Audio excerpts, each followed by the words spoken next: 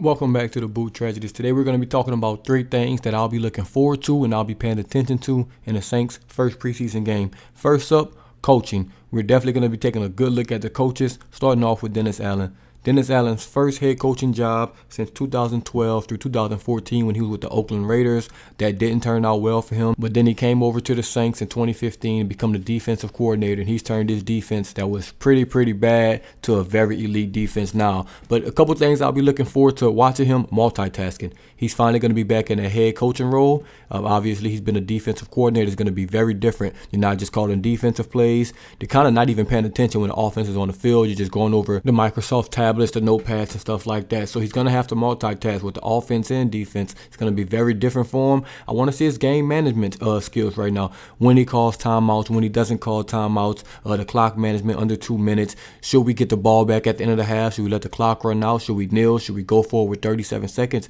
Just stuff like that. We're not going to be able to get all of this from the first game just because all of these situations probably won't arise, in that first preseason game. But I will be looking forward to stuff like that. I know everybody's going to be watching the game, but I'll definitely be watching these coaches to see what they're doing, in different scenarios. Also, his attitude towards the players, it was very different. You're not, running the show, so you can't really talk to offensive guys a certain way just because that's not your role, that's not your job. That was Sean Payton. Now he's back in that driver's seat, and we'll see how he adjusts to it. And last thing I'll be looking for in Dennis Allen, man, is he going to be aggressive? We definitely probably won't see this in the preseason just because it's very early. But going for it on 4th downs, 3rd and 17, so we're just going to be a draw team that falls on the offensive coordinator as well. But how aggressive are we going to be with this team around us? Do we have a 50-yard field goal on 4th and 1? Are we going to go for it? Are we going to kick? Things like that. So we'll see how Dennis Allen adjusts to being the head coach. I think it'll be smooth, but I'm glad we have a couple preseasons so he can kind of, get his feet wet again.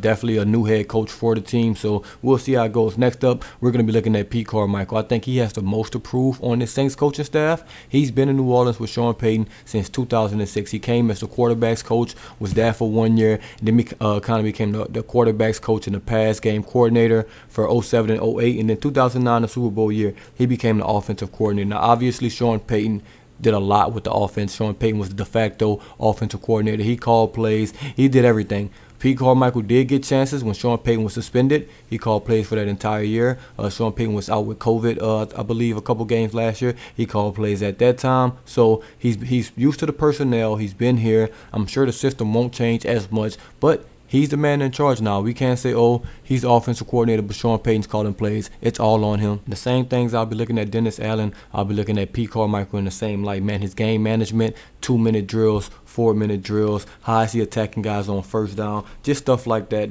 people are going to miss, but I'll definitely be looking at his personnel. How many formations are we going to use? Are we going to just be in our formation all the time? We're going to come out at 5 wide all the time? Are we going to get pass happy with 10 straight passes or 10 straight runs, run team, pass team?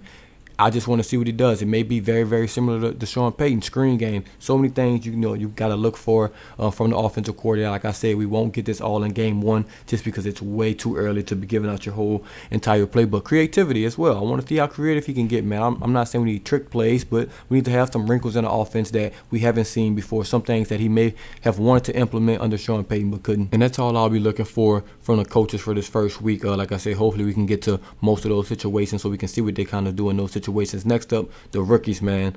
We just start with Chris Olave. Everyone wants to look at that 2022 draft class. Chris Olave, I just want to see how much he plays, man. Where does he line up? He's going to be an inside receiver, outside receiver, taking guys deep, working in that slot, working zones and stuff like that. How comfortable he is in the offense. He's a rookie. This offense isn't the easiest to learn, so we'll just see how comfortable he looks. He's only been in this offense for a couple months, had this playbook for a couple months. He's going to get better and better, so we'll definitely be looking at that. Next up, Trevor Pinning.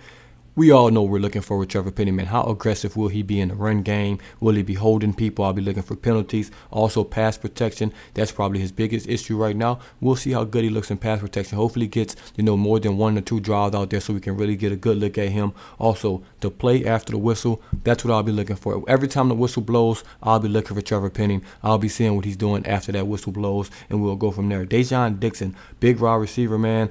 Want to see if he can run the entire route tree. We know he's a big play threat going up top just because he's so big, so tall. Can he make those plays in the game situations? He's been making some good plays at practice. Also, red zone. He's going to have to be a threat in the red zone. It's almost going to be impossible for him to make this team, but if he becomes a big red zone threat, he has an opportunity. Allante Taylor, the biggest thing I'm looking for him, man, obviously coverage and things like that, zone, man, but I want to see where he lines up. He's going to be outside, he's going to be inside, kind of in that safety role. There's a nickel role like Gordon Johnson. Where are they going to play him? I'm sure they're going to move him around. Also, he's going to be on special teams, and he's going to have to make some plays there because he's probably going to be a number one guy on that. Jordan Jackson, a defensive tackle. I was just looking at, the main things you look at defensive tackles for: his run stuffing ability, how is he against the run, how is he against the pass, will they be taking him off on pass situations, or will he be a good pass rusher? We'll look at both of those things. Also, facing double teams. You have to face those double teams as a defensive tackle, especially in the 4-3. You're going to have the center and the guard a lot of times. Can he beat those double teams?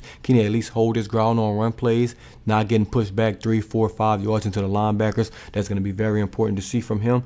Next up, Rashid Shaheed. I don't know if he'll play just because he only practiced maybe 2 or 3 times already coming off the ACL injury, but we've all seen the film if you've seen this channel. Great college returner, man. Absolutely fantastic at Weber State. Was a good receiver, too. He's a playmaker. He's fast. He's quick. Everything you're looking for in a playmaker, the shiftiness, the hands, everything, he has it all. So we'll be looking for his adjustment to receiver. We know he brings in that return game, the receiving game. I'll definitely be looking forward to that. And last but not least, we'll be looking at Abram Smith. Haven't really heard of his name too much in training camp. Hasn't really made his impact on training camp, but it's hard, man. That running back room is deep. We have about 5 guys. We also brought in Malcolm Brown, who we just released, so hopefully they get some more reps to him, especially in the preseason. We're going to be looking at him, man, in the run game. Can he run between the tackles, the pass game? Can he run routes? Can he catch? Those things are going to be very important for him to make the team, but the most important thing for him will be that special teams play. We know he got that linebacker experience at Baylor, so him lining up on special teams, running down there in punt coverage, kickoff coverage, punt protection, whatever they ask him to do, he's going to have to be available for that. That is the best way for him to make this team. He's going to have the advantage on those guys just because he has defensive experience, at a high level, Power 5 level. So we'll see what he does. That'll wrap up the rookies. I'll definitely be looking forward to watching all of those guys. Hopefully all of those guys get a couple possessions under their belt so we can get some, decent film on there. Last but not least, the thing I'll be looking forward to watching in preseason will be the special teams group. As I just mentioned, kicking game. Will Lutz is back. I think we have Parker Romo. He's going to be there. Not really worried about him. Hopefully Lutz gets some game kicks in there, man. Some 40, some 50-yarders, some kickoffs, just to see how he looks coming off that injury. I know he'll be fine. He's been killing that practice, but good to see him back in some game action. Hopefully he plays. Punting. Gilligan had a great rookie season, man. Putting the ball inside the 10-yard line, 5-yard line. Not even needing the Gunners, just punting it out of bounds. Also looking at the Gunners, JT Gray, Allante Taylor, some other guys. Callaway's been playing that position this year because if he makes this team, which he should, he's going to have to play a little gunner. He's going to have to play special teams because the receiving group is so deep. Hey, the only way to get on the field will be special teams. Abram Smith, I would say Taysom Hill, but I'm sure we're not going to see him in his first preseason game, especially coming off that rib injury. I will see how he'll adjust to being back on special teams, but I'm sure he won't be out there. And last but not least, the return game.